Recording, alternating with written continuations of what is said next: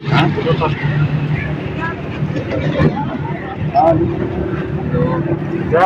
Piece, चार piece आ गए।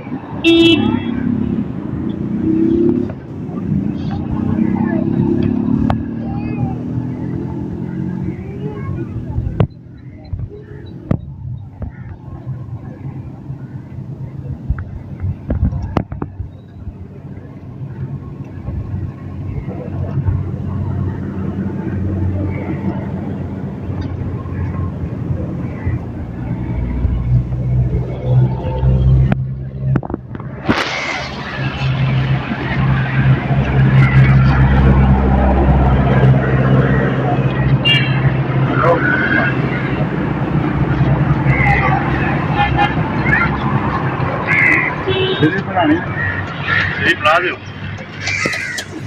लहदा soup बना दो, भी बना देना आप, टिक्के चौल बना देना सरदार चौल बने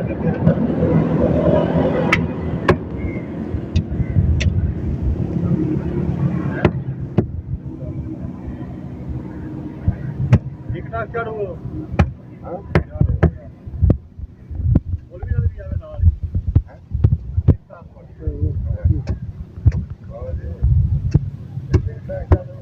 ध्यान करे छुरी वाल